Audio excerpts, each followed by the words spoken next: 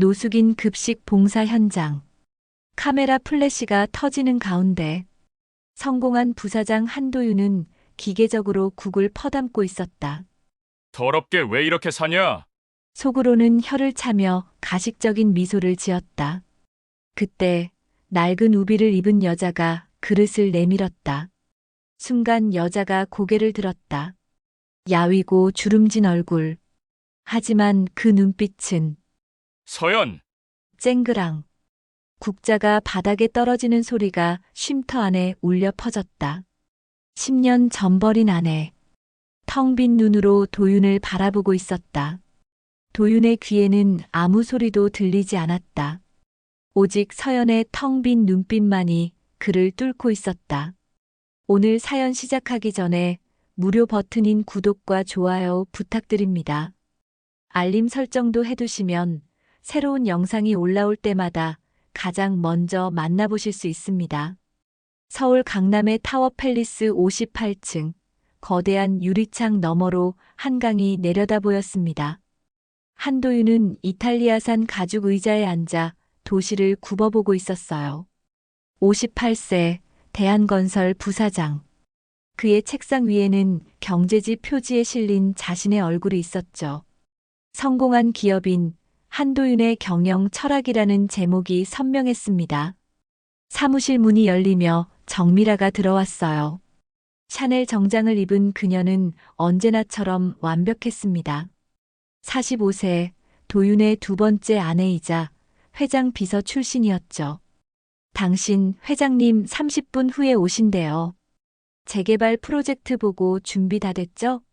미라의 목소리는 차갑고 정확했어요.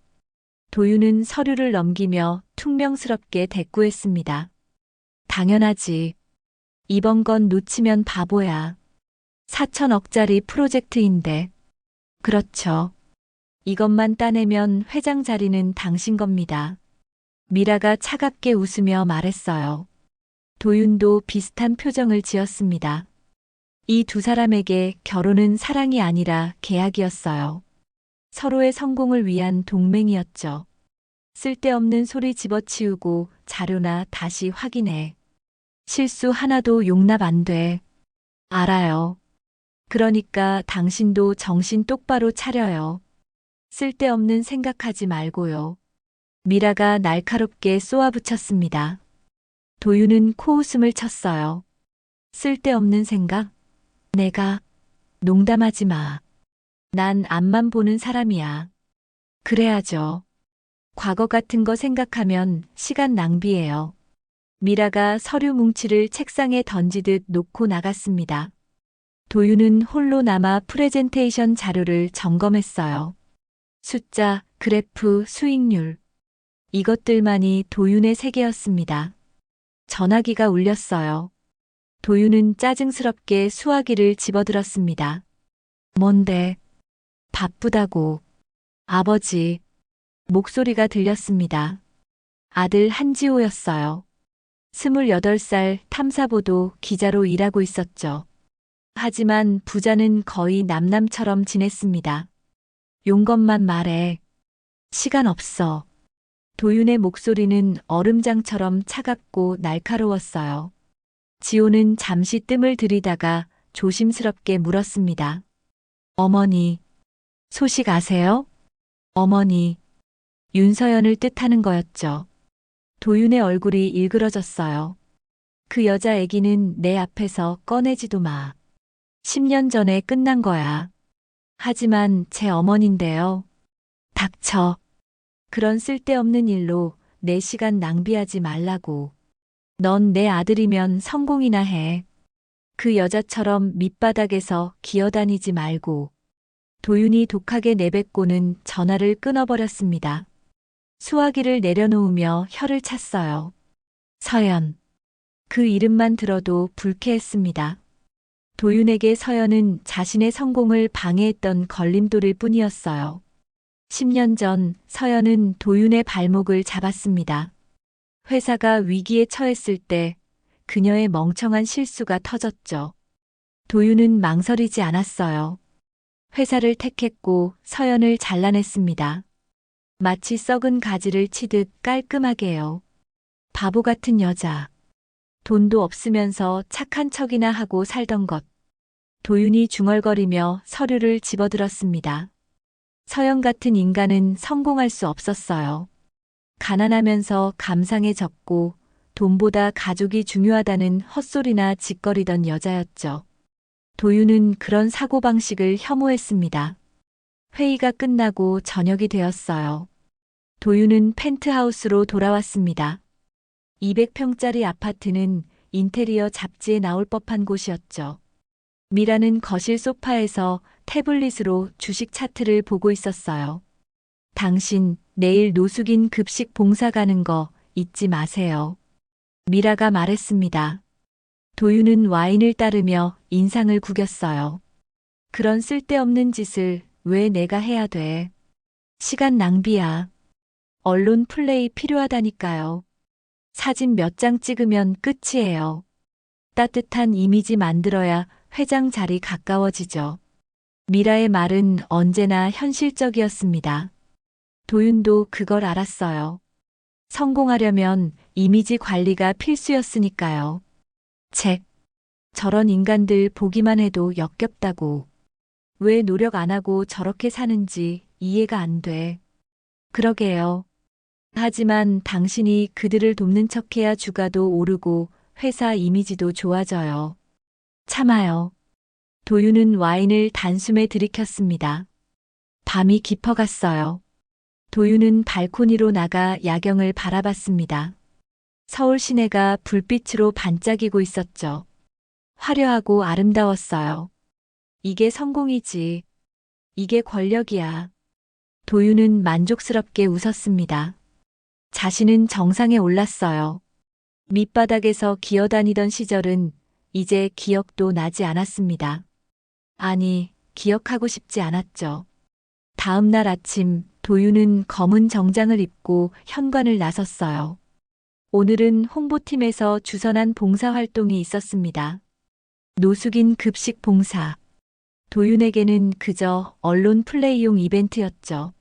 사진 잘 나오게 웃으세요. 온화한 표정 잊지 마시고요. 차 안에서 미라가 당부했습니다. 도윤은 비웃듯 말했어요.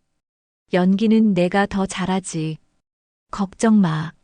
차가 서울역 근처로 향했습니다. 화려한 강남을 벗어나자 풍경이 바뀌었어요. 낡은 건물들, 허름한 가게들, 그리고 길가에 앉아있는 노숙인들.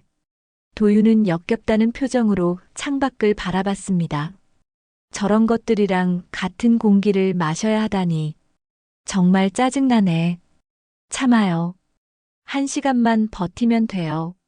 미라가 차갑게 말했습니다. 차가 멈추고 도윤은 내렸어요. 카메라 플래시가 터졌습니다. 기자들이 몰려들었죠. 대한건설 한도윤 부사장님, 오늘 봉사활동 소감 한 말씀 부탁드립니다. 도윤은 순식간에 표정을 바꿨어요. 따뜻하고 온화한 미소가 얼굴에 걸렸습니다. 어려운 이웃과 함께하는 따뜻한 사회를 만들고 싶습니다. 대한건설은 앞으로도 사회공헌 활동에 앞장서겠습니다. 완벽한 연기였어요. 하지만 속마음은 달랐습니다. 빨리 끝내고 회사나 가자. 그게 전부였죠.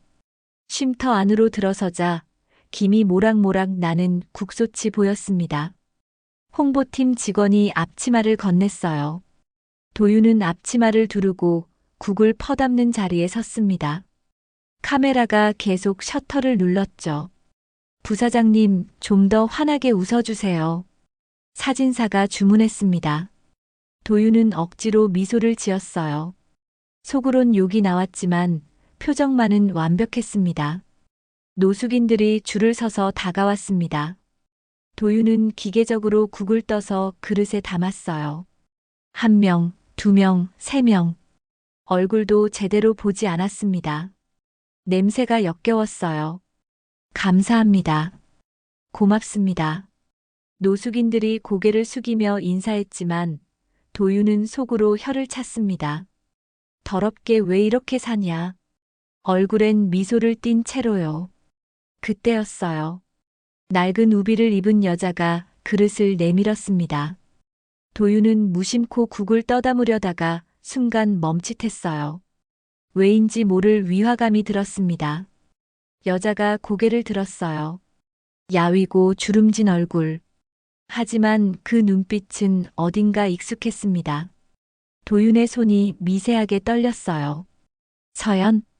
작게 중얼거린 순간 국자가 손에서 미끄러져 바닥에 떨어졌습니다. 쨍그랑 소리가 쉼터 안에 울려 퍼졌어요. 여자는 윤서연이었습니다. 10년 전에 버렸던 전처. 도윤의 얼굴이 굳어졌어요. 이럴 수가 없었습니다. 어떻게 서연이 이런 곳에 있을 수 있죠? 서연도 도윤을 알아봤습니다. 하지만 놀라는 기색은 없었어요. 그저 담담하게 텅 빈 눈으로 도윤을 바라볼 뿐이었습니다. 주변이 소란스러워졌어요. 직원들이 달려왔고 카메라가 계속 셔터를 눌렀습니다. 하지만 도윤의 귀에는 아무 소리도 들리지 않았어요. 오직 서연의 텅 빈 눈빛만이 도윤을 뚫고 있었습니다. 국자가 바닥에 떨어진 소리가 쉼터 안에 울렸습니다. 도윤은 얼어붙은 채 서연을 내려다봤어요. 10년 전 마지막으로 봤던 서연의 모습과는 완전히 달랐습니다. 깔끔하던 머리는 부스스하게 헝클어져 있었고 얼굴은 야위어 뼈가 드러날 정도였죠. 낡은 우비에선 퀴퀴한 냄새가 났어요. 부사장님 괜찮으세요? 홍보팀 직원이 달려와 국자를 주워들었습니다. 카메라 플래시가 터졌어요. 도윤은 화들짝 정신을 차렸습니다. 지금은 카메라 앞이었어요. 언론이 지켜보고 있었죠. 아, 미안하네. 손이 미끄러졌어. 도윤은 재빨리 미소를 지으며 새 국자를 받아들었습니다. 하지만 손은 미세하게 떨리고 있었어요. 서연은 여전히 그릇을 내밀고 서 있었죠. 표정 하나 변하지 않은 채로요. 도윤은 국을 떠서 서연의 그릇에 담았습니다. 손이 떨려서 국물이 그릇 밖으로 튀었어요. 서연이 조용히 말했습니다. 감사합니다. 목소리는 쉬어 있었어요. 기침을 참는 듯한 소리가 섞여 있었죠. 도윤은 차갑게 내뱉었습니다. 다음 분. 서연은 고개를 숙이고 자리를 떠났어요. 뒷모습이 초라했습니다. 절뚝거리며 걷는 게 어딘가 아픈 것 같았죠. 도윤은 시선을 돌렸습니다. 다음 사람에게 국을 퍼주면서도 머릿속은 복잡했어요. 왜 저 여자가 저기 있는 거야? 봉사활동이 끝났습니다. 기자들이 도윤을 둘러쌌어요. 부사장님, 오늘 소감 어떠셨습니까? 정말 뜻깊은 시간이었습니다. 앞으로도 어려운 이웃을 위해 노력하겠습니다. 도윤은 능숙하게 대답했어요. 하지만 눈은 계속 쉼터 구석을 훑고 있었습니다. 서연을 찾고 있었죠. 하지만 이미 보이지 않았어요. 차에 오르기 전 도윤은 쉼터 소장에게 물었습니다. 여기 자주 오시는 분들 명단 같은 거 있습니까? 네, 물론이죠. 왜 그러십니까? 그냥 혹시 후원이 필요한 분이 계시면 돕고 싶어서요. 도윤이 거짓말을 했어요. 소장은 고개를 끄덕이며 사무실로 향했습니다. 도윤은 뒤따라 들어갔죠. 여기 정기적으로 식사하러 오시는 분들 명단입니다. 소장이 파일을 건넸어요. 도윤은 빠르게 페이지를 넘겼습니다. 그리고 멈췄어요. 윤서연이라는 이름이 보였습니다. 이 사람, 언제부터 여기 왔습니까? 도윤이 손가락으로 이름을 짚으며 물었어요. 소장은 기록을 확인했습니다. 윤서연 씨요? 한 3년 됐네요. 처음엔 괜찮으셨는데 요즘은 많이 안 좋으신 것 같아요. 안 좋다니? 기침을 심하게 하시더라고요. 병원 가시라고 했는데 돈이 없다고 안 가신답니다. 도윤의 입술이 굳어졌습니다. 소장이 덧붙였어요. 불쌍한 분이에요. 예전엔 약사셨다던데 지금은 됐습니다. 도윤이 차갑게 말을 끊었어요. 더 듣고 싶지 않았습니다. 파일을 돌려주고 쉼터를 나왔죠. 차에 타자마자 미라가 물었습니다. 무슨 일이에요? 표정이 안 좋은데. 아무것도 아니야. 그냥 피곤해서 그래. 도윤이 퉁명스럽게 대답했어요. 미라는 더 묻지 않았습니다. 차가 출발했죠. 도윤은 창밖을 바라봤어요. 거리에 노숙인들이 지나갔습니다. 그 중에 서연도 있을까요? 책. 왜 내가 신경을 써? 저 여자는 이미 끝난 인생인데. 도윤은 고개를 저었습니다. 하지만 마음 한편이 불편했어요. 서연의 텅 빈 눈빛이 자꾸 떠올랐죠. 펜트하우스로 돌아온 도윤은 샤워를 했습니다. 뜨거운 물이 쏟아졌지만 개운하지 않았어요. 거울을 봤습니다. 58세의 얼굴. 성공한 남자의 얼굴이었죠. 하지만 왠지 낯설었어요. 저녁을 먹고 침대에 누웠습니다. 미라는 자기 방에서 자고 있었어요. 부부지만 따로 잤습니다. 도윤은 천장을 바라봤죠. 잠이 오지 않았어요. 왜 저 여자가 거기 있었던 거야? 3년이나 됐다고? 의문이 꼬리를 물었습니다. 10년 전 이혼할 때 서연은 위자료를 받았어요. 적은 돈이었지만 당장 먹고 살 수는 있는 금액이었죠. 그런데 왜 노숙자가 됐을까요? 내 알 바 아니야. 저 여자가 무능해서 그런 거겠지. 도윤은 눈을 감았습니다. 하지만 잠이 오지 않았어요. 대신 기억이 떠올랐습니다. 10년 전 이혼하던 그날이요. 법원 복도에서 서연이 울고 있었어요. 도윤은 차갑게 서류를 내밀었죠. 여기 사인해. 빨리. 여보. 정말 이래야 해요? 우리 다시 시작할 수 없어요? 다시 시작? 농담하지 마. 당신 때문에 내 인생이 망가질 뻔했잖아. 하지만 전 당신을 위해서. 닥쳐. 당신은 날 위한 게 아니라 당신 멋대로 한 거야. 그 결과가 이거잖아. 도윤이 독하게 내뱉었습니다. 서연은 고개를 떨구고 울었어요. 하지만 도윤은 동정하지 않았습니다. 냉정하게 펜을 서연의 손에 쥐어줬죠. 사인하고 사라져. 다신 내 앞에 나타나지 마. 서연은 떨리는 손으로 사인을 했어요. 눈물이 서류 위에 떨어졌습니다.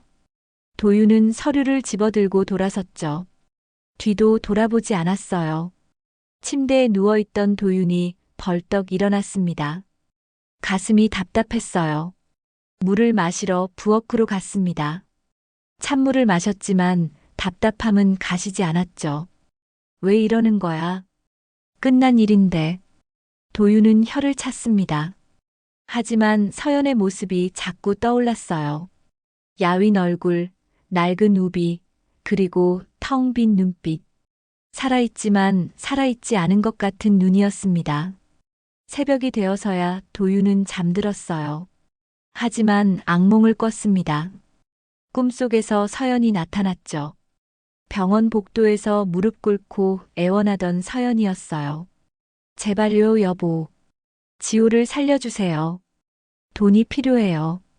내가 무슨 돈이 있어? 회사가 망하기 직전이라고. 그럼 약국을 팔게요. 대출을 받게요. 뭐든지 할게요. 당신 멋대로 하지 마.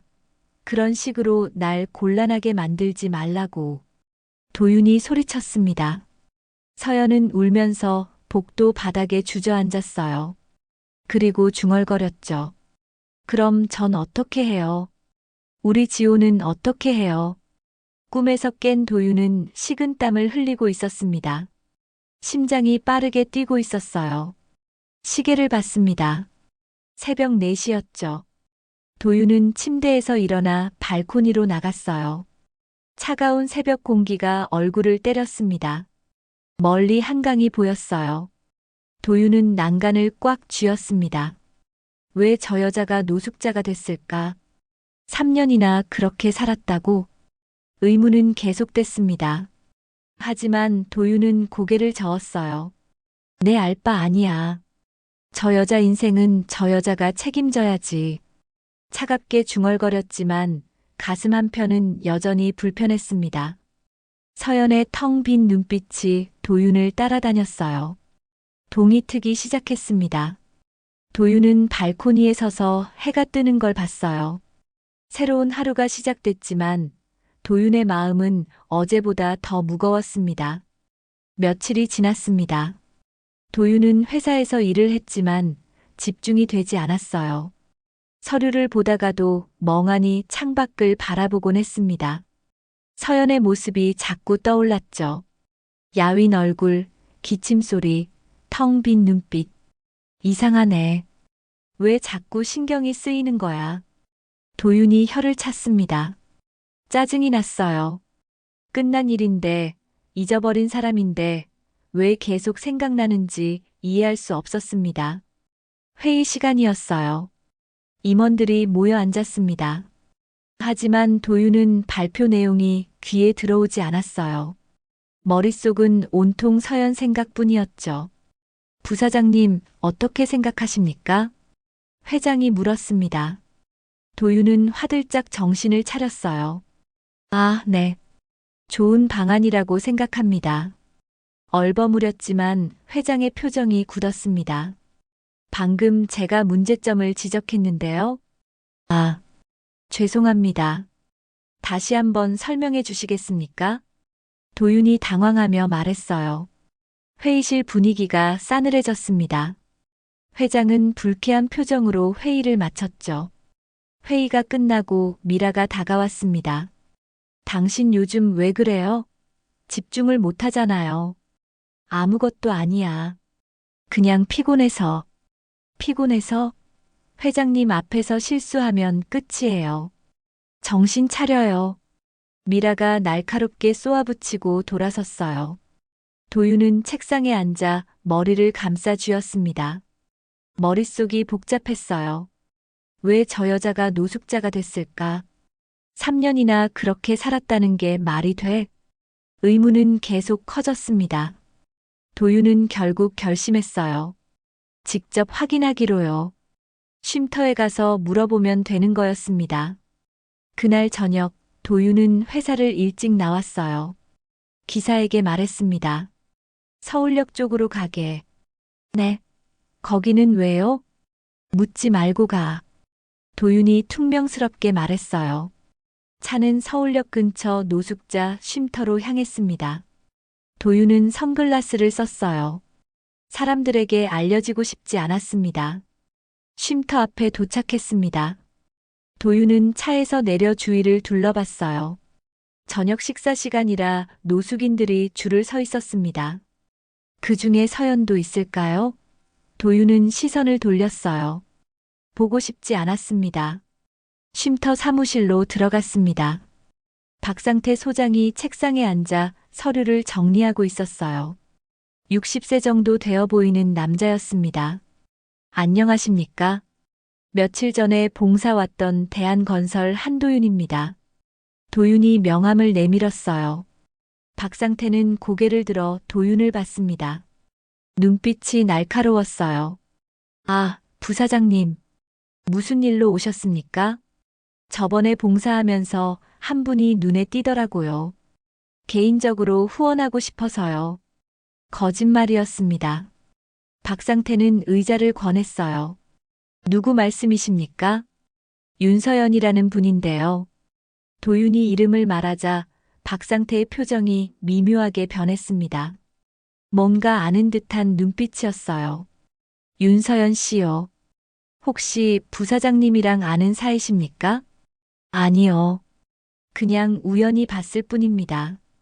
도윤이 차갑게 부정했어요. 박상태는 잠시 도윤을 지켜보다가 입을 열었습니다.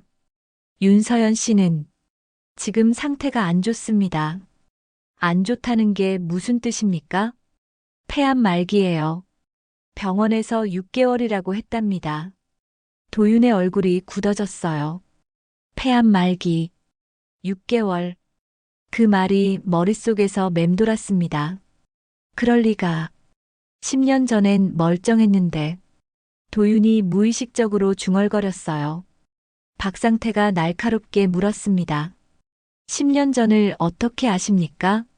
아, 그냥 그렇다는 얘기입니다. 도윤이 당황하며 얼버무렸어요.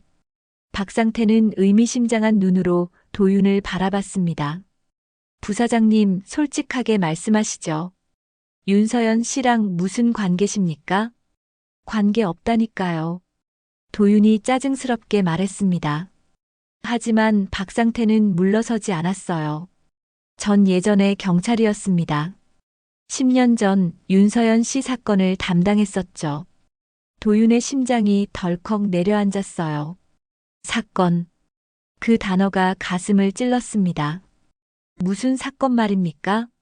불법 헌혈 브로커 사건이요. 기억 안 나십니까? 박상태가 차갑게 말했습니다. 도윤은 입을 다물었어요. 기억났습니다. 10년 전 서연이 경찰에 불려갔던 일이요. 윤서연 씨 아들이 백혈병이었죠. 급성 백혈병. 수술비가 어마어마했어요. 박상태가 천천히 말했습니다. 도윤의 주먹이 쥐어졌어요. 윤서연 씨는 남편한테 돈을 달라고 했답니다. 하지만 남편은 거절했죠. 회사가 어렵다는 이유로요. 도윤의 얼굴이 굳어졌습니다. 박상태는 계속 말했어요.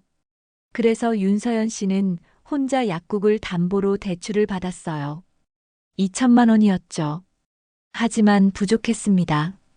수술비는 5천만 원이 넘었거든요. 결국 불법 헌혈 브로커를 찾아갔어요. 돈을 주고 수혈을 받았죠. 아들을 살리기 위해서였습니다. 박상태의 목소리가 차가워졌어요. 도윤은 고개를 들 수 없었습니다. 경찰에 걸렸어요. 브로커가 적발되면서 윤서연 씨도 조사를 받았죠. 그때 남편이 뭘 했는지 아십니까? 도윤은 대답하지 못했어요. 박상태가 냉정하게 말했습니다. 언론 앞에서 선을 그었죠. 아내의 개인적 일탈이라고요. 회사랑은 관계없다고 발뺌했습니다. 도윤의 손이 떨렸어요. 기억났습니다. 그날 기자회견장이 떠올랐죠. 윤서연 씨는 집행유예를 받았어요. 하지만 약사 면허는 취소됐죠. 약국도 대출 때문에 압류당했고요. 그럼 그 후에는 도윤이 떨리는 목소리로 물었습니다. 박상태는 냉소를 띠며 대답했어요. 남편은 이혼했죠. 위자료도 거의 안 줬어요. 그리고 승승장구했죠. 지금 부사장까지 올랐잖습니까? 도윤은 말을 잃었습니다. 박상태가 계속 말했어요. 윤서연 씨는 일자리를 구할 수 없었어요. 전과자의 면허 취소된 약사를 누가 쓰겠습니까? 편의점 아르바이트도 거절당했죠. 결국 거리로 나왔습니다. 3년 전부터 여기 쉼터를 다니기 시작했어요. 그리고 작년에 폐암 판정을 받았죠. 박상태의 말이 도윤의 가슴을 파고들었습니다. 도윤은 주먹을 쥔 채 떨고 있었어요. 담배도 안 피우던 사람인데 말이죠. 의사는 스트레스와 영양실조, 거리 생활 때문이라고 했답니다. 그만하십시오. 도윤이 낮게 말했습니다. 하지만 박상태는 멈추지 않았어요. 아드님은 살았습니다. 윤서연 씨 덕분에요. 하지만 윤서연 씨는 모든 걸 잃었죠. 닥치라고 했습니다. 도윤이 소리쳤어요. 주먹으로 책상을 쳤습니다. 쾅 소리가 사무실에 울렸죠. 박상태는 눈 하나 깜짝하지 않았습니다. 부사장님, 후원하고 싶으시다고요? 이제 와서 양심이라도 생겼습니까? 나가십시오. 여긴 부사장님 같은 분이 올 곳이 아닙니다. 박상태가 차갑게 말했어요. 도윤은 비틀거리며 일어났습니다. 사무실을 나와 복도를 걸었어요. 다리에 힘이 풀렸습니다. 쉼터 밖으로 나오자 차가운 바람이 얼굴을 때렸어요. 도윤은 벽에 기대어 숨을 헐떡였습니다. 머릿속이 혼란스러웠어요. 서연이 아들을 살리려고 모든 걸 버렸다고? 그리고 난 그 여자를 버렸어. 그 순간 누군가 지나갔습니다. 낡은 우비를 입은 여자였어요. 서연이었습니다. 서연은 도윤을 보지 못했어요. 기침을 하며 천천히 걸어갔죠. 손에는 비닐봉지가 들려 있었어요. 쉼터에서 받은 빵이었습니다. 도윤은 서연을 불러 세우고 싶었습니다. 하지만 입이 떨어지지 않았어요. 목소리가 나오지 않았습니다. 그저 서연의 뒷모습을 바라볼 뿐이었죠. 서연이 모퉁이를 돌아 사라졌습니다. 도윤은 그 자리에 서서 한참을 멍하니 있었어요. 가슴이 답답했습니다. 숨이 막히는 것 같았죠. 차에 올라탔습니다. 기사가 물었어요. 부사장님, 어디로 갈까요? 도윤은 대답하지 못했습니다. 그저 창밖을 바라볼 뿐이었어요. 어둠이 내리고 있었습니다. 도윤의 눈에 처음으로 눈물이 맺혔어요. 하지만 흘리지는 않았습니다. 아직은요. 차 안에서 도윤은 눈을 감았습니다. 눈물이 맺혔지만 흘리지 않았어요. 대신 기억이 밀려왔습니다. 10년 전 그날로 돌아갔죠. 병원 복도였어요. 하얀 형광등 불빛이 너무 밝았습니다. 도윤은 48살이었죠. 회사 부장이었어요. 이사 승진을 앞두고 있었습니다. 여보, 여보. 서연이 복도 끝에서 달려왔어요. 얼굴이 새하얗게 질려 있었습니다. 손에는 진단서가 들려 있었죠. 지호가. 서연이 울먹이며 말했습니다. 도윤은 짜증스럽게 진단서를 받아들었어요. 급성 백혈병. 이게 뭔 소리야? 의사 선생님이 바로 치료해야 한대요. 골수 이식이 필요하대요. 서연이 울면서 말했습니다. 도윤은 진단서를 구겼어요. 얼마나 든다는 거야? 5천만 원이요. 아니, 더 들 수도 있대요. 그리고 수술 전까지 계속 수혈이 필요하대요. 뭐, 5천만 원? 도윤이 소리쳤습니다. 복도에 있던 사람들이 쳐다봤어요. 도윤은 서연의 팔을 잡아 끌었습니다. 빈 병실로 들어갔죠. 당장 그 돈을 어디서 구하라는 거야? 내가 돈 나무야? 하지만 우리 지호가 죽을 수도 있어요. 서연이 울부짖었습니다. 도윤은 냉정하게 말했어요. 지금 회사가 어떤 상황인지 알아? 자금이 막혔다고. 내가 이번 달 성과급도 못 받았어. 그럼 대출이라도 받아요. 제발요, 여보. 대출? 이미 집 대출에 차 할부에 허덕이는데 정신 나갔어? 도윤이 차갑게 내뱉었습니다. 서연은 무릎을 꿇었어요. 제발이에요. 우리 지호 살려야 해요. 저 약국 팔게요. 뭐든지 할게요. 약국 팔아봤자 얼마나 된다고. 그리고 약국 팔면 우린 뭐 먹고 살아? 도윤이 비웃었습니다. 서연은 울면서 도윤의 바지를 잡았어요. 그럼 어떻게 해요? 우리 지호는 어떻게 해요? 내가 알 바 아니야. 당신이 알아서 해. 도윤이 서연의 손을 뿌리쳤습니다. 서연은 바닥에 주저앉았어요. 도윤은 병실을 나가며 차갑게 말했죠. 난 회사 일 때문에 바빠. 당신이 알아서 처리해. 문이 쾅 닫혔습니다. 서연의 울음소리가 복도에 울려 퍼졌어요. 그로부터 일주일 후였습니다. 서연은 약국을 담보로 2천만 원을 대출받았어요. 하지만 부족했죠.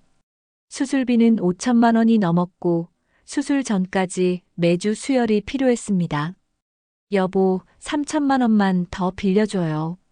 제발요. 서연이 전화로 애원했습니다. 도윤은 회사 책상에 앉아 있었어요. 없다니까. 지금 회사가 망하기 직전이야. 내 자리도 위태로워. 하지만 지호가 당장 이번 주에 수혈 받아야 하는데 병원비가. 지호만 알아? 내 인생은 어떻게 되든 상관없어. 도윤이 소리쳤습니다. 주변 직원들이 쳐다봤어요. 도윤은 전화를 끊어버렸습니다. 서연은 혼자였어요. 남편은 도와주지 않았습니다. 친척들도 외면했죠. 은행은 더 이상 대출을 거절했어요. 지호는 매주 수혈이 필요했지만 병원비를 낼 수 없었습니다. 절박해진 서연은 병원 밖에서 수상한 전단지를 봤어요. 긴급 수혈 필요하신 분, 빠른 처리 가능이라는 문구였죠. 전화번호가 적혀 있었습니다. 서연은 떨리는 손으로 전화를 걸었어요. 남자의 목소리가 들렸습니다. 네, 어디가 불편하세요? 아들이 백혈병인데 수혈이 필요해요. 병원비가 없어서. 아, 그러시군요. 저희는 병원보다 저렴하게 처리해드립니다. 한 번에 100만 원이면 돼요. 서연은 알았어요. 불법이라는 걸. 하지만 선택의 여지가 없었습니다. 알겠어요. 어디로 가면 되나요? 뒷골목에 허름한 건물이었어요. 의료기구들이 있었지만 정식 병원은 아니었죠. 서연은 매주 그곳으로 지호를 데려갔습니다. 돈을 내고 수혈을 받았어요. 한 달, 두 달, 세 달. 서연은 약국에서 몰래 약을 팔았습니다. 친구들에게 돈을 빌렸어요. 심지어 사채까지 손을 댔죠. 모든 돈을 불법 수혈에 쏟아부었습니다. 결국 3천만 원이 넘는 돈을 그곳에 썼어요. 지호는 수혈로 버티며 수술날을 기다렸습니다. 그런데 경찰이 찾아왔어요. 불법 의료 브로커가 적발됐던 겁니다. 서연도 조사 대상이었죠. 윤서연 씨, 이 업체 이용하신 거 맞습니까? 네, 맞습니다. 서연이 떨리는 목소리로 대답했습니다. 경찰은 수첩에 기록했어요. 불법인 줄 알고 했습니까? 네. 하지만 아들을 살려야 했어요. 병원비가 없었어요. 3,200만 원을 여기 썼네요. 이 돈 어디서 났습니까? 약국 대출이랑 빌린 돈이요. 남편은 뭐 했습니까? 서연은 입을 다물었어요. 경찰이 다시 물었습니다. 남편 한도윤 씨, 대한건설 부장이죠? 왜 돈 안 도와줬습니까? 남편은 몰랐어요. 제가 남편 몰래 한 일이에요. 서연이 거짓말을 했습니다. 도윤을 보호하려는 거였어요.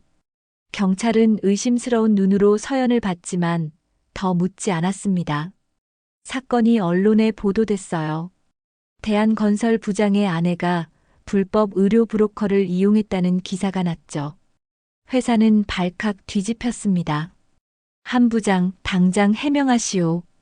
임원이 소리쳤어요. 도윤은 회의실에 서 있었습니다.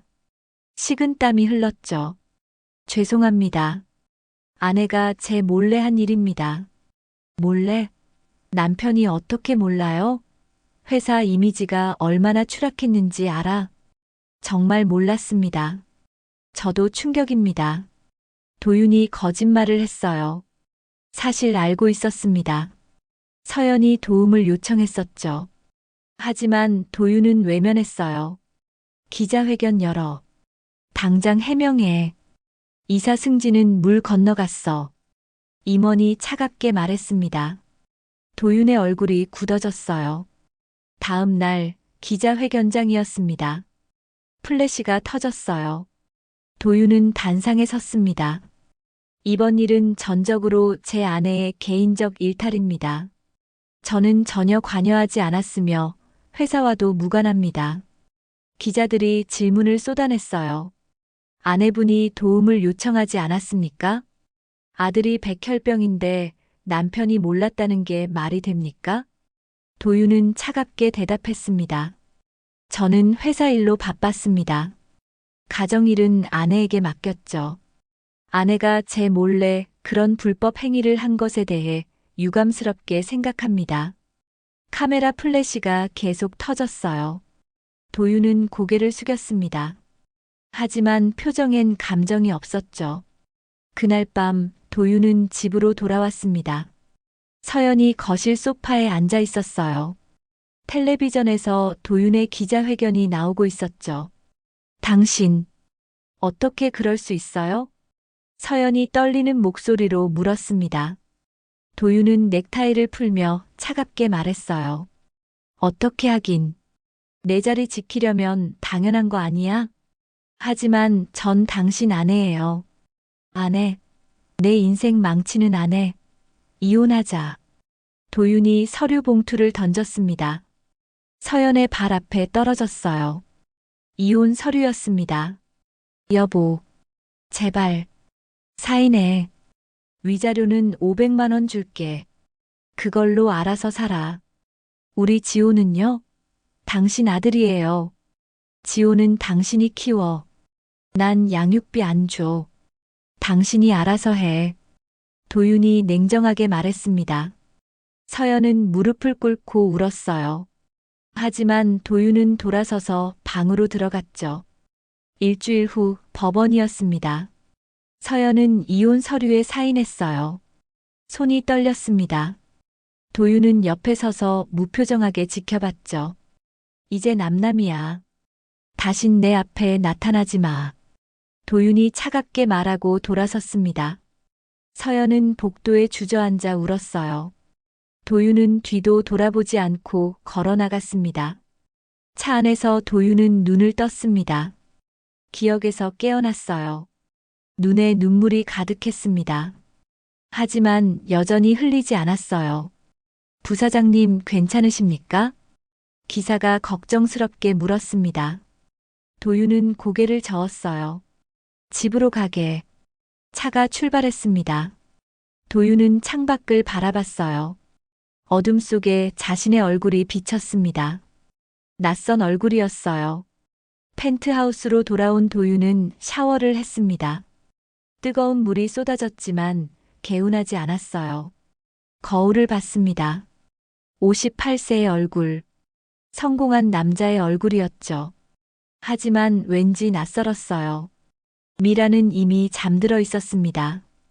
도윤은 거실 소파에 앉아 위스키를 마셨어요. 잠이 오지 않았습니다.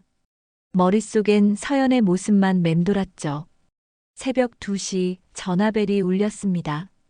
도윤은 화면을 봤어요. 아들 지호였습니다.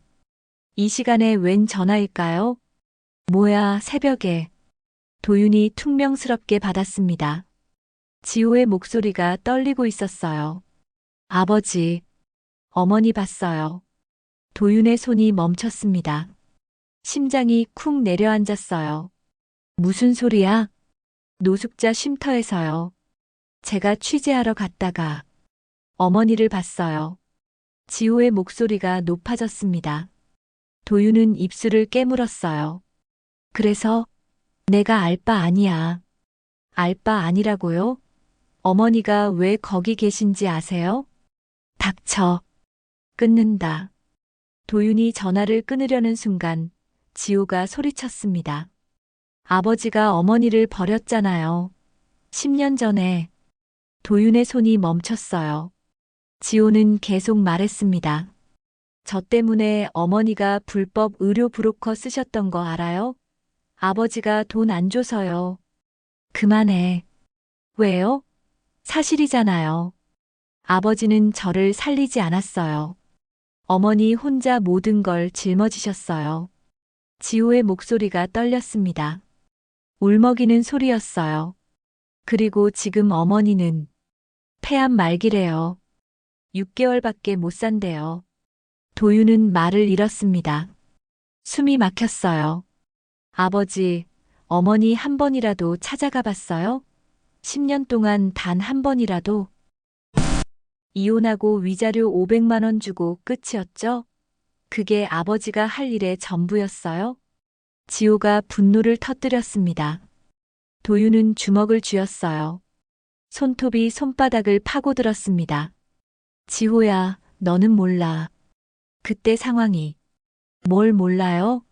전 다 알아요. 쉼터 소장님한테 들었어요. 어머니가 아버지한테 도와달라고 애원했다는 거. 닥쳐. 도윤이 소리쳤습니다. 하지만 지호는 멈추지 않았어요. 아버지는 회사 때문에 바빴다고 했죠? 승진이 중요했죠? 그래서 아들 살리는 건 포기했어요? 그게 아니야. 그럼 뭔데요? 말해봐요. 왜 어머니를 혼자 두셨어요? 도윤은 대답할 수 없었습니다. 변명의 여지가 없었어요. 전 18살이었어요. 백혈병 걸렸을 때 아버지가 단 한 번도 병원에 안 오셨던 거 기억해요. 지호의 목소리가 낮아졌습니다. 차갑고 날카로웠어요. 어머니 혼자 밤새 제 곁을 지키셨어요. 손 잡아주시고 약 먹여주시고 울면서 기도하셨어요. 근데 아버지는 어디 있었어요? 회사에서 출세하고 계셨죠?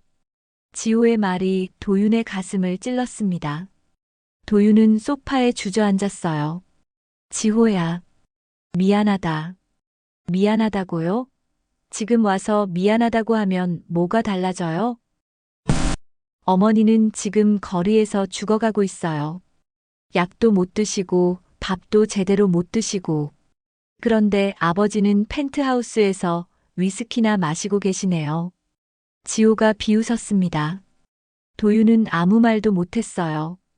전 아버지 안 봐요. 다신 연락하지 마세요. 지호야, 잠깐. 뚝. 전화가 끊겼습니다. 도윤은 멍하니 휴대폰을 바라봤어요. 손이 떨렸습니다. 며칠이 지났습니다. 도윤은 회사에 가지 않았어요. 병가를 냈습니다. 미라가 의심스러운 눈으로 물었죠. 무슨 일이에요? 왜 갑자기 쉬어요? 좀 몸이 안 좋아서. 정신 차려요. 지금이 중요한 때라고요. 미라가 짜증스럽게 말하고 나갔습니다. 도윤은 홀로 남았어요. 도윤은 서재에 앉아 오래된 사진첩을 꺼냈습니다. 먼지가 쌓여 있었어요. 페이지를 넘겼습니다. 10년 전 사진들이 나왔죠. 서연이 환하게 웃고 있었어요. 약국 앞에서 찍은 사진이었습니다. 옆에는 어린 지호가 있었죠. 도윤도 함께였어요. 행복해 보였습니다. 우린 언제부터 이렇게 됐을까? 도윤이 중얼거렸습니다. 사진 속 도윤은 웃고 있었어요. 진짜 웃음이었죠. 지금은 그럴 수 없었습니다. 다음 페이지를 넘겼어요. 지호가 태어났을 때 사진이었습니다. 서연이 아기를 안고 있었고 도윤이 옆에서 손을 잡고 있었죠. 저 때는 가족이 전부였는데 도윤의 눈에 눈물이 맺혔습니다. 하지만 흘리지 않았어요. 대신 사진첩을 덮었습니다. 그날 밤 도윤은 악몽을 꿨어요. 병원 복도에서 서연이 무릎 꿇고 있었습니다. 여보, 제발 도와줘요. 우리 지호 죽어요. 내가 알 바 아니야. 당신이 알아서 해. 도윤이 차갑게 말하고 돌아섰습니다. 서연이 뒤에서 울부짖었어요. 여보, 여보. 도윤은 걸음을 멈추지 않았습니다. 복도 끝으로 걸어갔죠. 뒤돌아보지 않았어요. 그런데 갑자기 뒤에서 소리가 멈췄습니다. 도윤이 돌아봤어요. 서연이 바닥에 쓰러져 있었습니다. 움직이지 않았어요. 서연아. 도윤이 달려갔습니다. 서연을 흔들었어요. 하지만 서연은 눈을 뜨지 않았습니다. 차갑게 식어가고 있었죠. 서연아, 정신 차려. 도윤이 소리쳤습니다. 그 순간 서연의 눈이 번쩍 떠졌어요. 텅 빈 눈이었습니다. 늦었어요. 이제 너무 늦었어요. 서연이 차갑게 말했습니다. 도윤은 비명을 지르며 눈을 떴어요. 침대였습니다. 꿈이었죠. 도윤은 숨을 헐떡이며 이마를 짚었어요. 식은 땀이 흘러내렸습니다. 시계를 봤습니다. 새벽 4시였어요. 도윤은 침대에서 일어나 발코니로 나갔습니다. 차가운 바람이 얼굴을 때렸어요. 멀리 한강이 보였습니다. 어둠 속에 잠겨 있었죠. 도윤은 난간을 잡았어요. 서연아, 미안해. 정말 미안해. 처음으로 진심 어린 사과였습니다. 하지만 들어줄 사람은 없었어요. 바람만이 차갑게 불어왔죠. 도윤은 결심했습니다. 서연을 찾아가기로요. 10년 만에 처음으로요. 해가 뜨기 시작했습니다. 도윤은 옷을 갈아입고 현관으로 향했어요. 미라가 방에서 나왔습니다. 어디 가요, 새벽부터? 볼일 있어. 도윤이 짧게 대답하고 문을 열었습니다. 미라가 의심스러운 눈으로 지켜봤지만 도윤은 신경 쓰지 않았어요. 차를 몰고 서울역으로 향했습니다. 아침 햇살이 도시를 비추고 있었어요. 하지만 도윤의 마음은 여전히 어두웠습니다. 쉼터 앞에 도착했어요. 아침 식사 시간이었습니다. 노숙인들이 줄을 서 있었죠. 도윤은 차에서 내려 주위를 둘러봤어요. 서연이 보였습니다. 낡은 우비를 입고 줄 끝에 서 있었어요. 기침을 하고 있었죠. 도윤은 천천히 다가갔습니다. 심장이 빠르게 뛰었어요. 손이 떨렸습니다. 서연아. 도윤이 조용히 불렀습니다. 서연이 고개를 들었어요. 도윤을 봤습니다. 표정은 변하지 않았어요. 그저 텅 빈 눈으로 도윤을 바라볼 뿐이었죠. 왜 왔어요? 서연이 차갑게 물었습니다. 목소리는 쉬어 있었어요. 왜 왔어요? 서연이 차갑게 물었습니다. 목소리는 쉬어 있었어요. 도윤은 대답하지 못했습니다. 왜 왔을까요? 자신도 잘 몰랐어요. 그냥 너 보고 싶어서. 도윤이 작게 말했습니다. 서연은 코웃음을 쳤어요. 10년 만에요? 참 오래 걸렸네요. 서연아, 나 그랬어요. 갈 길 바쁘니까 비켜주세요. 서연이 차갑게 말하며 도윤을 지나쳐갔습니다. 도윤은 서연의 팔을 잡았어요. 잠깐만. 너 지금 아프다며? 병원 가야 하잖아. 손 치워요. 서연이 팔을 뿌리쳤습니다. 힘이 없었지만 눈빛만은 날카로웠어요. 당신이 무슨 상관이에요? 10년 전에 이미 남남됐잖아요. 하지만 너 폐암이라며. 치료받아야 해. 치료요? 무슨 돈으로요? 서연이 비웃었습니다. 도윤은 지갑을 꺼냈어요. 내가 돈 줄게. 병원비 낼게. 필요 없어요. 서연이 고개를 저었습니다. 도윤은 당황했어요. 왜? 돈이 필요하잖아. 당신 돈은 받고 싶지 않아요. 10년 전에도 안 주셨으면서 이제 와서 뭐 하러 줘요? 서연이 차갑게 내뱉었습니다. 도윤은 할 말을 잃었어요. 서연아, 미안해. 그때 내가 미안하다고요? 그 말 듣고 싶어서 10년을 기다린 건 아니에요. 서연이 돌아서며 말했습니다. 기침이 터져 나왔어요. 몸을 구부리며 심하게 기침했습니다. 도윤은 서연을 붙잡았어요. 괜찮아? 병원 가자. 제발.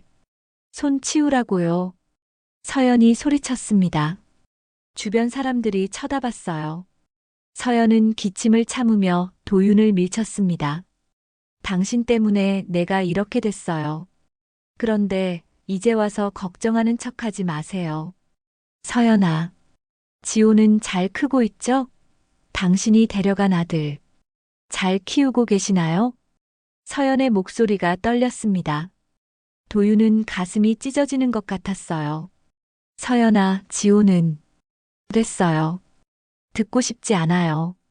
전 그 아이 얼굴도 10년 동안 못 봤어요. 서연이 눈물을 참으며 말했습니다. 도윤은 아무 말도 못했어요. 이제 그만 가세요. 당신 펜트하우스로 돌아가요. 서연이 차갑게 말하고 쉼터 안으로 들어갔습니다. 도윤은 그 자리에 서서 멍하니 서연의 뒷모습을 바라봤어요. 도윤은 차로 돌아왔습니다. 운전대를 잡았지만 시동을 걸지 못했어요. 손이 떨렸습니다. 눈에서 눈물이 흘러내렸죠. 처음으로 흘리는 눈물이었습니다. 내가 뭘 한 거야?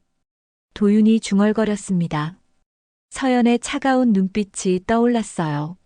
한때 자신을 사랑으로 바라보던 눈이었는데 이제는 텅 비어 있었습니다. 1시간을 그렇게 차 안에 앉아 있었어요. 정신을 차리고 회사로 향했습니다. 오늘은 중요한 이사회가 있었죠. 회의실에 들어서자 분위기가 이상했습니다. 임원들이 수군거리고 있었어요. 회장은 굳은 표정으로 앉아 있었습니다. 한 부사장, 늦었네요. 회장이 차갑게 말했습니다. 도윤은 자리에 앉았어요.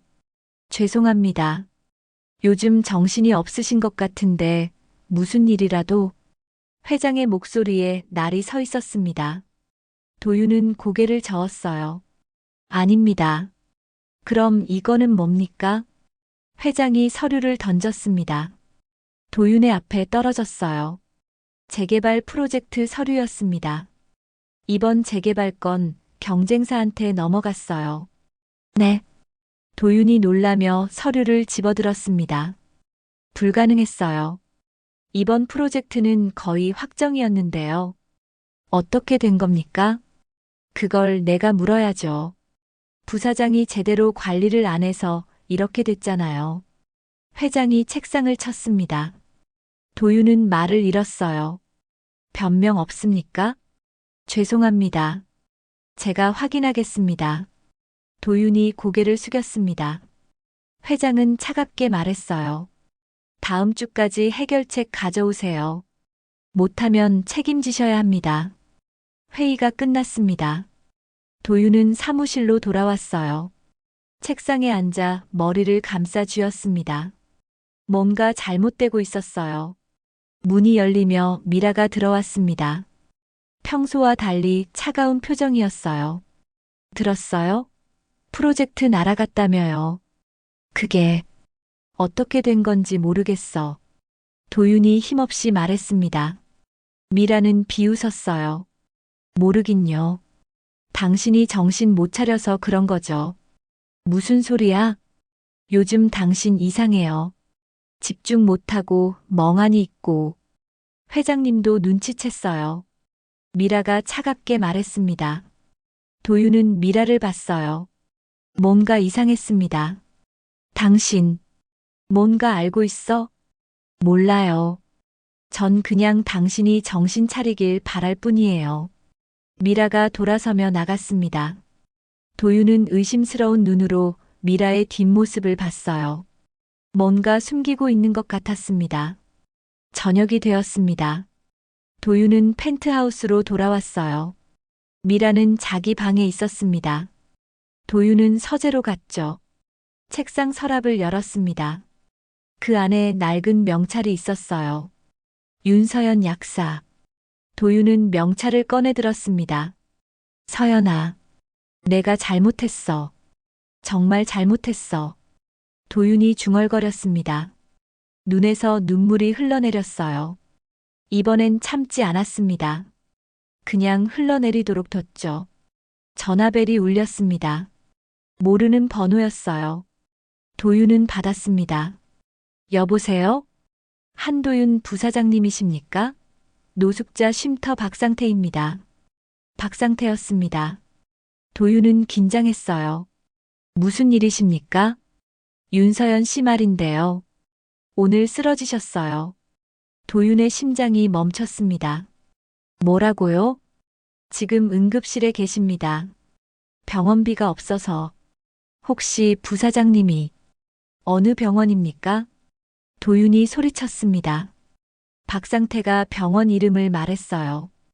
도윤은 전화를 끊고 밖으로 뛰쳐나갔습니다. 어디 가요? 미라가 물었지만 도윤은 대답하지 않았어요. 현관문이 쾅 닫혔습니다. 차를 몰고 병원으로 향했습니다. 신호등도 무시했어요. 빨간불에도 그냥 지나쳤습니다. 오직 서연 생각뿐이었죠. 병원에 도착했습니다. 응급실로 뛰어갔어요. 박상태가 복도에 서 있었습니다. 윤서연 씨는 어디 있습니까? 도윤이 숨을 헐떡이며 물었습니다. 박상태가 중환자실을 가리켰어요. 저기 계십니다. 하지만 아직 의식이 없어요. 도윤은 중환자실 유리창으로 달려갔습니다. 안을 봤어요. 서연이 침대에 누워 있었습니다. 산소 마스크를 쓰고 있었죠. 창백한 얼굴이었어요. 서연아. 도윤이 유리창에 손을 댔습니다. 눈물이 흘러내렸어요. 부사장님. 간호사가 다가왔습니다. 도윤은 돌아봤어요. 환자분 보호자이십니까? 네. 아니, 전 남편입니다. 병원비를 내셔야 하는데요. 400만 원입니다. 지금 당장 낼게요. 카드 됩니까? 네, 됩니다. 도윤은 카드를 꺼냈습니다. 손이 떨렸어요. 간호사가 카드를 받아갔습니다.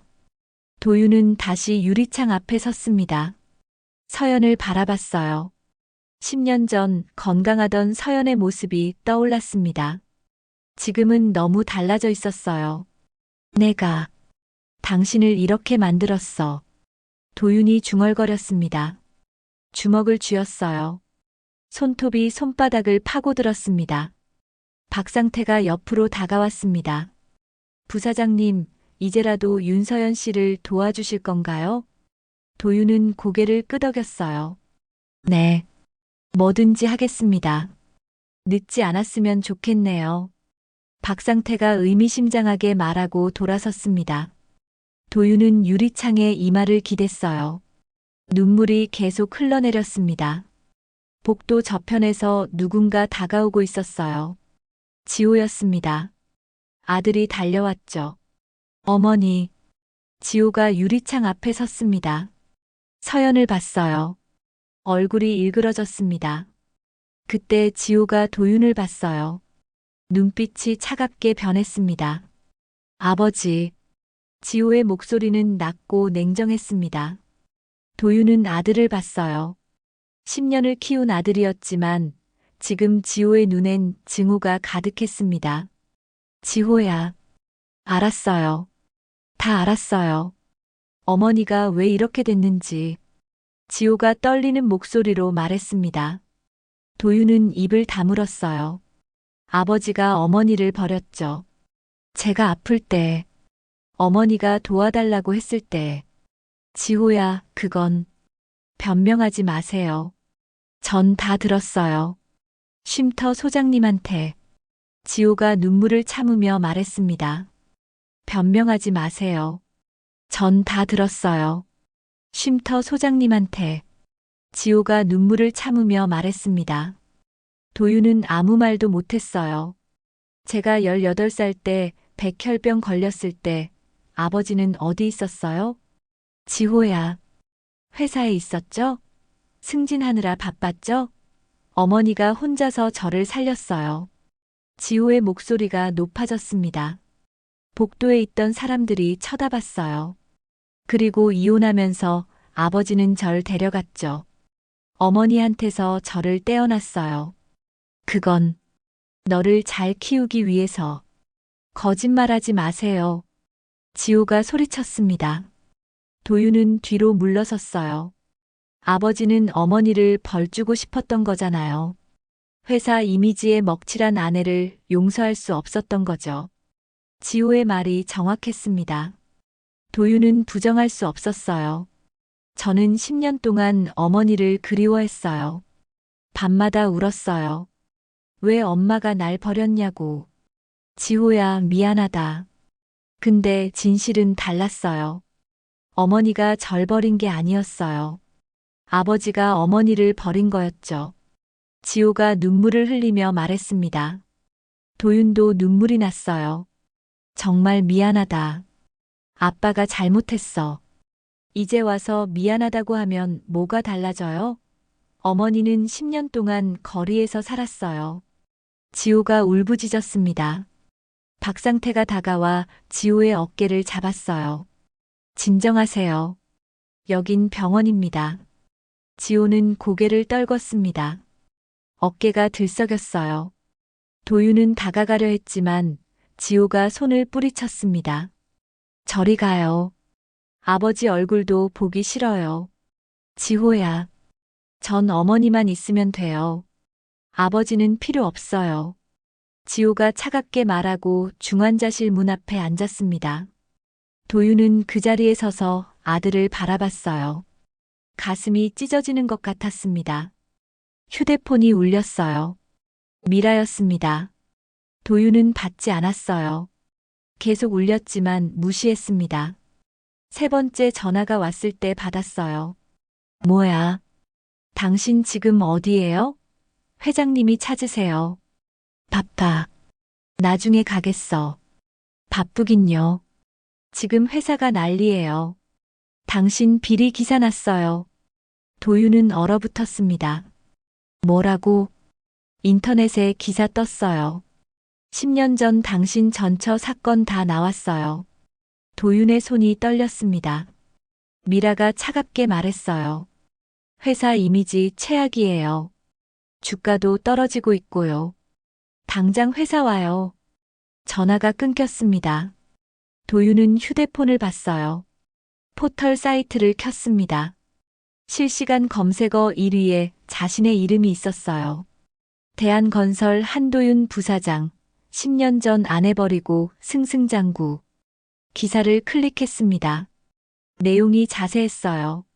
지호의 백혈병, 서연의 불법 의료 브로커 이용, 도윤의 냉정한 이혼. 모든 게 적나라하게 드러나 있었습니다. 누가 이런 걸. 도윤이 중얼거렸습니다. 그때 휴대폰으로 문자가 왔어요. 모르는 번호였습니다. 부사장님, 그동안 수고 많으셨어요. 이제 당신 차례예요. 마이너스 미라. 도윤의 얼굴이 굳어졌습니다. 미라였어요. 아내 미라가 이 모든 걸 꾸민 거였습니다. 전화를 걸었습니다. 미라가 받았어요. 당신, 이게 무슨 짓이야? 무슨 짓이긴요. 당신 과거 청산해드린 거죠. 미라의 목소리는 차갑고 냉정했습니다. 왜 이러는 거야? 왜긴요. 당신 때문에 제 계획이 망가졌잖아요. 무슨 소리야? 재개발 프로젝트요. 저한테 오기로 했었어요. 제가 회장님이랑 직접 거래했죠. 도윤은 충격을 받았습니다. 미라가 배신한 거였어요. 근데 당신이 요즘 정신 못 차리고 있잖아요. 전처 생각하느라. 그래서 정리하기로 했어요. 이 여자가. 당신 이제 끝이에요. 회사에서 잘리겠죠. 재산도 제가 다 가져갈 거예요. 미라가 비웃었습니다.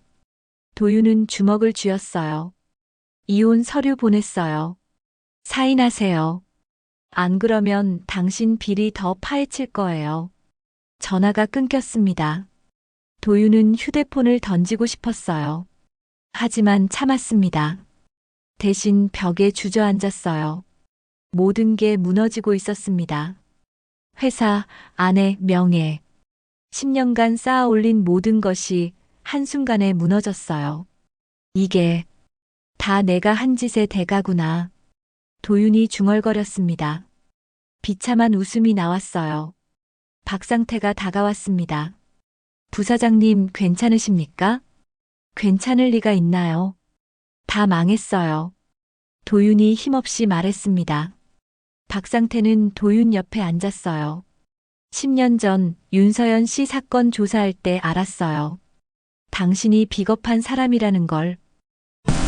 아내를 버리고 아들을 이용하고 출세만 했죠. 근데 행복했습니까? 박상태가 물었습니다. 도윤은 대답하지 못했어요. 돈 많이 벌었죠. 높은 자리 올랐죠. 근데 마음은 편했습니까? 아니요. 한 번도 편한 적 없었어요. 도윤이 솔직하게 말했습니다. 박상태는 고개를 끄덕였어요. 그럼 이제라도 제대로 하세요. 윤서연 씨한테 속죄하세요. 어떻게요? 저 여자는 절 용서 안 할 거예요. 용서받으려고 하지 마세요. 그냥 당신이 해야 할 일을 하세요. 박상태가 일어서며 말했습니다. 도윤은 멍하니 앉아 있었어요. 며칠이 지났습니다. 도윤은 회사에서 해고 통보를 받았어요. 평생을 다닌 회사였지만 차갑게 잘렸습니다. 한도윤 씨, 즉시 짐 싸고 나가십시오. 인사팀 직원이 냉정하게 말했습니다. 도윤은 사무실로 가서 개인 물품을 챙겼어요. 동료들은 쳐다보지도 않았습니다. 수군거리는 소리만 들렸죠. 저 사람 전처 노숙자로 만들었대. 인간 쓰레기네. 도윤은 아무 말도 하지 않았어요. 박스를 들고 회사를 나왔습니다. 보안 요원이 지켜보는 가운데 건물을 나섰죠. 거리에 나온 도윤은 멍하니 서 있었습니다. 갈 곳이 없었어요. 펜트하우스도 미라가 차지했습니다. 차도 회사 차였어요. 나한테 남은 게 뭐가 있지? 도윤이 중얼거렸습니다. 아무것도 없었어요. 가족도, 돈도, 명예도 모두 잃었습니다. 비가 내리기 시작했습니다. 도윤은 우산도 없이 거리를 걸었어요. 빗물이 온몸을 적셨습니다. 하지만 신경 쓰지 않았어요. 발걸음은 자연스럽게 병원으로 향했습니다. 서연이 입원해 있는 병원이었죠. 도윤은 젖은 옷을 입은 채 병원에 들어갔어요. 중환자실 앞에 섰습니다. 유리창 너머로 서연이 보였어요. 여전히 의식이 없었습니다. 지호는 의자에서 잠들어 있었죠. 도윤은 유리창에 손을 댔습니다.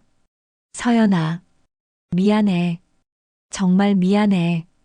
처음으로 진심 어린 사과였습니다. 눈물이 흘러내렸어요. 이번엔 멈추지 않았습니다. 그냥 흘러내렸죠. 나 이제 다 잃었어. 회사도, 돈도, 명예도 다 잃었어. 도윤이 중얼거렸습니다. 근데 이상하게 후회되는 건 그게 아니야. 너를 잃은 게 제일 후회돼. 도윤은 주저앉았습니다. 복도 바닥에 앉아 울었어요. 58년 인생에서 처음으로 제대로 우는 거였습니다. 간호사가 다가왔습니다. 손님, 괜찮으세요? 도윤은 대답하지 못했어요. 그저 울기만 했습니다. 간호사는 조용히 물 한 잔을 건네고 갔어요. 한참을 울고 나서 도윤은 일어났습니다. 눈이 퉁퉁 부어 있었어요. 하지만 마음은 조금 가벼워진 것 같았습니다. 유리창 너머 서연을 봤어요. 창백한 얼굴이었지만 여전히 아름다웠습니다. 서연아, 내가 너한테 해줄 수 있는 건 이제 아무것도 없어. 하지만 내가 살아만 있어준다면 그걸로 좋게. 도윤이 조용히 말했습니다. 진심이었어요. 그때 서연의 손가락이 미세하게 움직였습니다. 도윤은 눈을 크게 떴어요. 의사가 달려왔습니다. 환자 의식 돌아오는 것 같습니다. 환자 의식 돌아오는 것 같습니다. 의사가 소리쳤습니다. 간호사들이 달려왔어요. 도윤은 유리창에 얼굴을 붙였습니다. 서연의 눈꺼풀이 떨리고 있었어요. 지호가 벌떡 일어났습니다. 중환자실 안으로 뛰어들어갔죠. 도윤도 따라가려 했지만 간호사가 막았어요. 보호자만 들어갈 수 있습니다. 도윤은 유리창 밖에서 지켜볼 수밖에 없었어요. 서연의 눈이 천천히 떠졌습니다. 지호가 서연의 손을 잡았죠. 어머니, 어머니. 지호의 목소리가 유리창 너머로 들렸습니다. 서연은 지호를 봤어요. 희미하게 웃었습니다. 지호야, 우리 아들. 서연의 목소리는 너무 작아서 들리지 않았어요. 하지만 입모양으로 알 수 있었습니다. 도윤의 눈에서 눈물이 흘러내렸어요. 의사가 서연을 검사했습니다. 고개를 저었어요. 좋지 않은 신호였죠. 지호의 어깨가 떨렸습니다. 1시간 후 의사가 중환자실에서 나왔습니다. 도윤에게 다가왔어요. 환자분 상태가 매우 안 좋습니다. 오래 버티기 힘들 것 같습니다. 얼마나 남았습니까? 도윤이 떨리는 목소리로 물었습니다. 의사는 조용히 대답했어요. 며칠, 아니면 몇 시간. 도윤은 벽에 기댔습니다. 다리에 힘이 풀렸어요. 지호가 나왔습니다. 얼굴이 눈물 범벅이었어요. 도윤을 봤지만 말하지 않았습니다. 그냥 복도를 걸어갔죠. 지호야, 잠깐. 도윤이 불렀지만 지호는 멈추지 않았어요. 도윤은 따라갔습니다. 지호야, 제발. 아빠 말 좀 들어줘. 뭘 들어요? 이제 와서 할 말이 뭐가 있어요? 지호가 돌아서며 소리쳤습니다. 도윤은 무릎을 꿇었어요. 복도 한가운데서요. 미안하다. 정말 미안하다.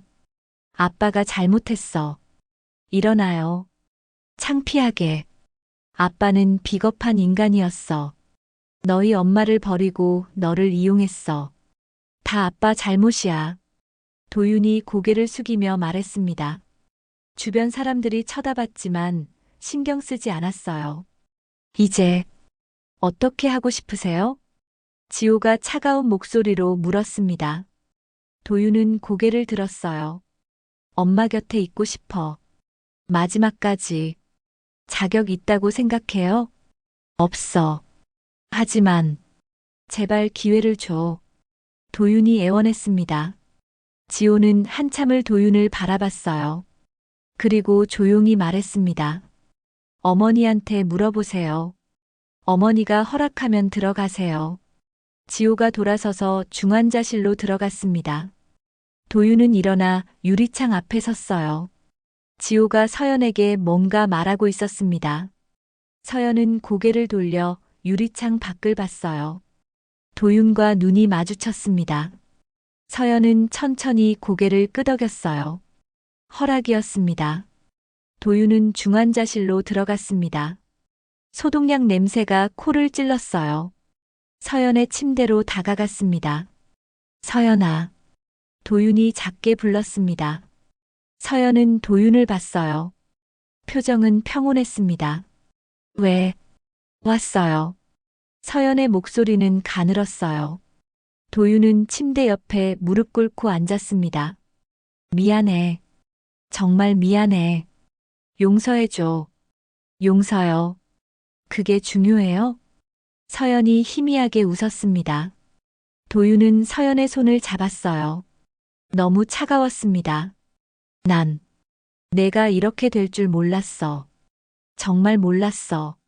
알았어도 달라졌을까요? 서연의 질문에 도윤은 대답하지 못했어요. 서연은 고개를 저었습니다.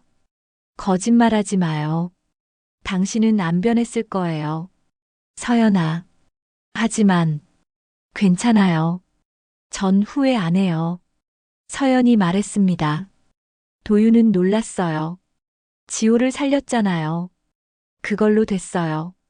하지만 전 괜찮아요. 제 선택이었으니까. 서연이 지호를 봤습니다. 지호는 울고 있었어요. 지호야. 엄마 말 들어. 네, 어머니. 아빠 미워하지 마. 아빠도 힘들었어. 어머니. 넌 아빠 닮아서 성공할 거야. 하지만 아빠처럼 살지는 마. 서연이 기침을 했습니다. 도윤이 물을 건넸지만 서연은 고개를 저었어요. 도윤 씨. 응, 나 여기 있어. 미안해요. 당신 인생 망쳐서. 무슨 소리야. 내가 너를 망친 거잖아. 도윤이 울먹이며 말했습니다. 서연은 고개를 저었어요. 아니에요. 우리 둘 다 각자의 방식으로 가족을 지킨 거예요. 서연아, 당신은 회사를 살렸고 전 지호를 살렸어요. 서연이 희미하게 웃었습니다. 도윤은 서연의 손을 꽉 쥐었어요. 그러니까 괜찮아요. 안 괜찮아. 하나도 안 괜찮아. 도윤이 울며 말했습니다. 서연의 눈에서도 눈물이 흘러내렸어요. 사랑했어요. 도윤 씨, 나도 사랑했어. 도윤이 처음으로 말했습니다. 10년 만에 처음으로요. 서연은 눈을 감았습니다. 편안한 얼굴이었어요. 심장 박동 소리가 점점 느려졌습니다. 서연아, 안 돼. 눈 떠. 제발. 도윤이 서연을 흔들었습니다. 하지만 서연은 눈을 뜨지 않았어요. B- 하는 소리가 울렸습니다. 심전도가 일직선이 됐어요. 어머니. 지호가 소리쳤습니다. 의사와 간호사들이 달려왔어요. 하지만 이미 늦었습니다. 사망 시각 오후 3시 40분. 의사가 조용히 말했습니다. 도윤은 서연의 손을 놓지 않았어요. 지호는 서연을 끌어안고 울었습니다. 도윤도 울었습니다. 소리내어 울었어요. 58년 인생에서 가장 크게 울었습니다. 사흘 후 장례식이었습니다. 작은 장례식장이었어요. 사람은 많지 않았습니다. 쉼터 사람들과 지호의 동료들 뿐이었죠. 도윤은 구석에 조용히 앉아 있었어요. 상주는 지호였습니다. 도윤은 자격이 없다고 생각했어요. 장례식이 끝나고 도윤은 서연의 유품을 정리했습니다. 별로 없었어요.